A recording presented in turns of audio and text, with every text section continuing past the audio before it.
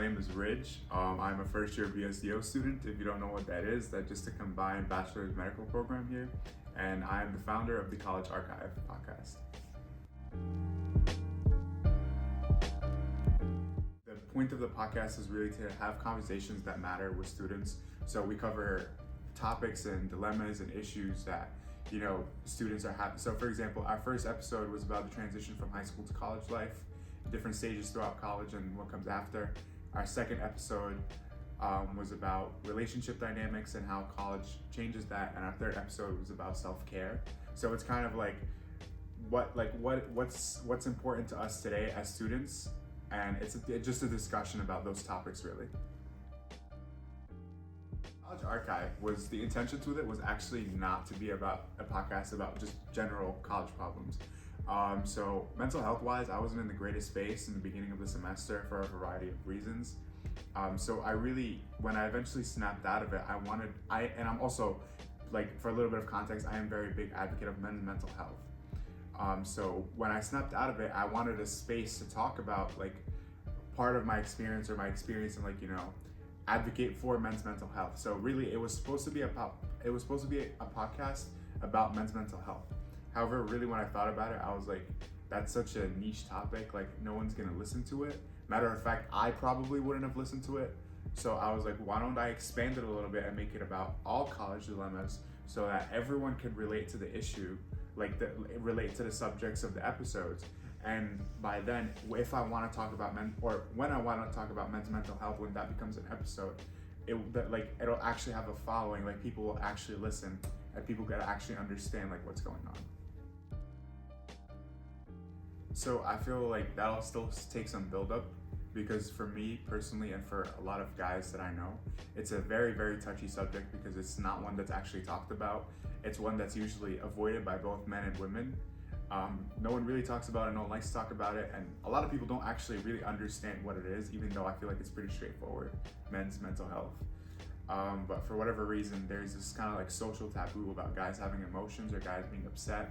So the closest thing I have right now was this week's episode about self-care, and men's mental health, amongst other things, was touched upon slightly, but I feel like if I really want to go into a deep dive, it'll take at least maybe until the second season of the show. Oh, absolutely. So as I said, I'm a pre-med major. I am not really that. I'm not arts related, I'm not communications related, I'm not videography, cinematography, I'm not any of that.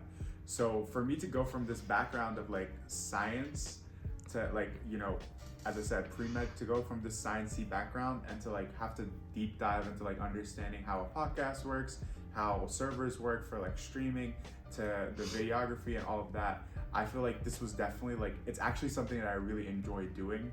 It's one way that I get to like enjoy my time here at the university is when I podcast, because it definitely releases some of my like creative intentions.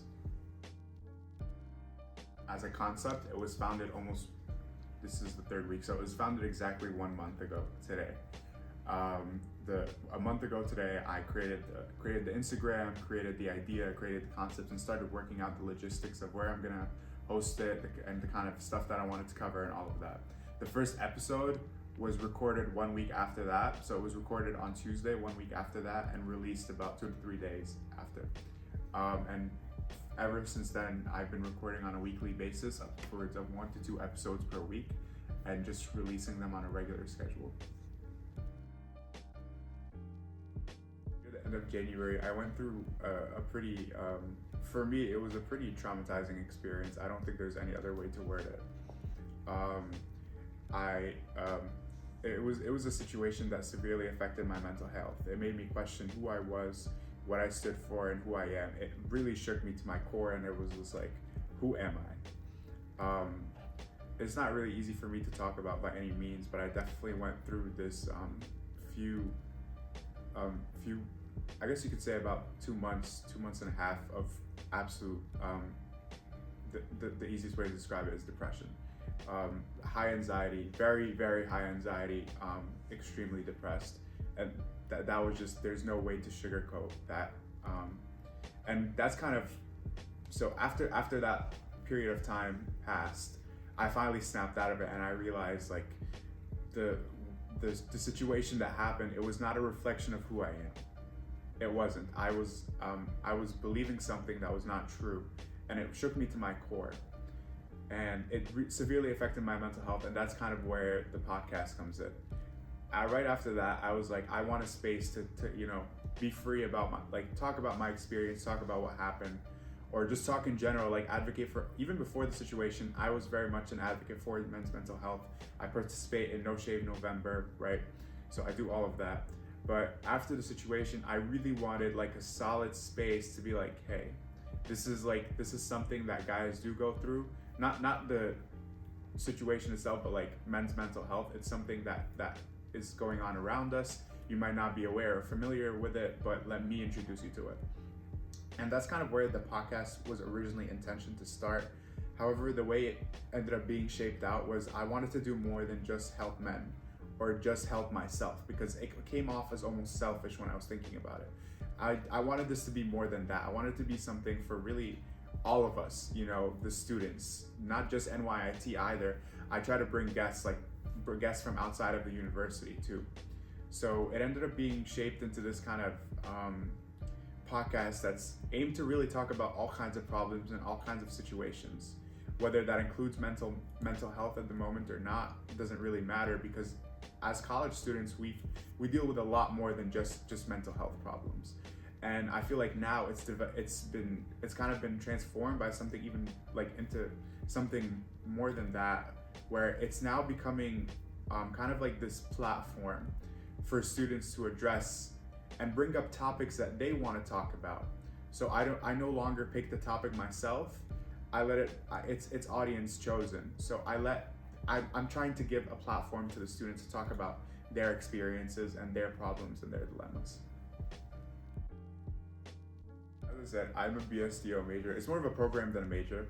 So the way the BSDO works is that it's a 7-year total track. It's a pre-med. It's a medical track where we do 3 years of bachelor's either here or at Long Island. And the bachelor's is a life sciences or technically biology designated bachelor's. We have to keep a 3.5 GPA, and the MCAT requirement changes a little bit every year. But for me, I'll need a 3.5 GPA and a 508 MCAT, and then I'll transfer over to being a DO student, which is Doctor of Osteopathic Medicine, a DO student at the College of Medicine at Long Island. So that's kind of like a basic idea of what my major is. I'm currently also working, I guess you could call it part-time / full-time, as a medical scribe or an ED scribe at Lenox Hill. I feel like what I'm trying to do with my life is, I feel like if I have any kind of purpose in life, it's to help people in any way, shape, or form that I can. For me right now, my job is a great reflection of that, because as a scribe, I'm helping the doctor go through their case files, right, by assisting them with their note-taking or whatever it is, or talking with the patients on their behalf, whatever it may be. I'm helping the doctor so that the doctor could do their job more efficiently. What I hope to do as a doctor myself, if I make it through all 7 years of the program, is to actually be that person that's there to help, right? When you go to a doctor, you're obviously there to help them. You're there for help. The college archive, I feel like it's definitely doing that to a degree, or at least, well, it's pretty fresh, but I feel like it has been helping people. I've had a few people reach out that have just been purely audience, that are like, hey, we like the topics, we took some great advice from it, we like what you're doing, and we'd like to hear more. To all the guests that have come so far, they've really appreciated, or this is what they're saying, they've really appreciated having a platform where they feel heard from. They know that they feel respected and valued at the studio when we record. They know that they have the space and the freedom to talk about whatever their personal problems are, and carry in as well their sensitive backgrounds into that without feeling judged, or without feeling I feel like judge is the best word. Without feeling judged, or we're not gonna push them out or question them for it, right? So I feel the college archive in a way definitely does align with my overall personal goal with what I want to do with my life, not just professionally. I'm trying to promote a level of authenticity to the highest degree. Whatever I say or whatever the guests say, it's as unfiltered as it'll get, right?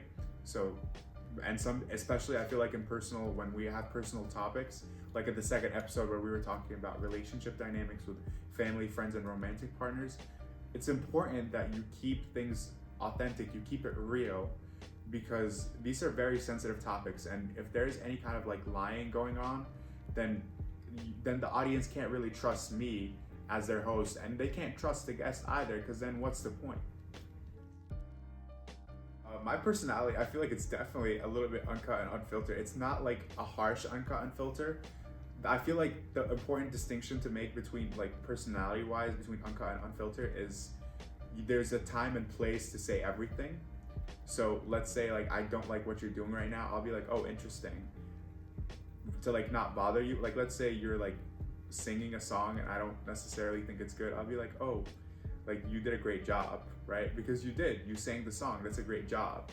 However, if you come back to me later and you're like, how did you really think about it? I'll be like, you need to improve a little bit.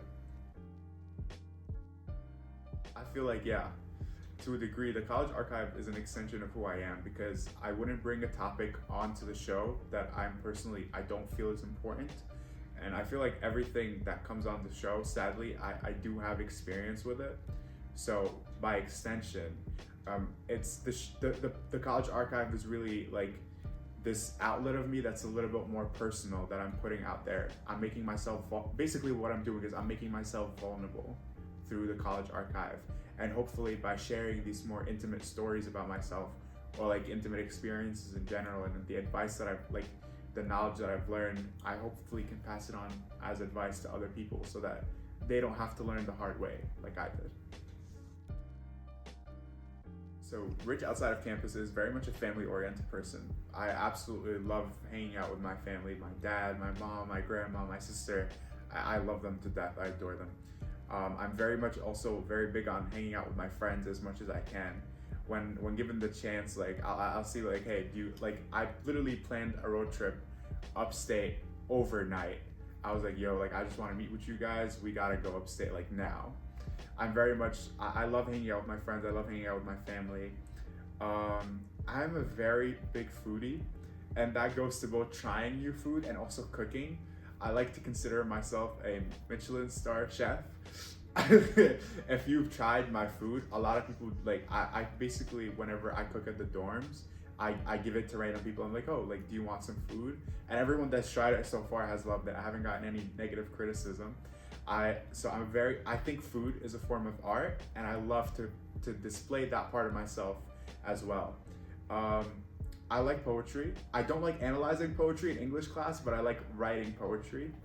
I'm very much huge on cars, whether that's like different kind of like knowing cars or actually driving cars.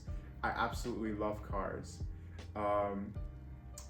What else? I'm Christian. I love going to church. I love hanging out with my friends at church. You could call me, I guess, a little bit of a nerd.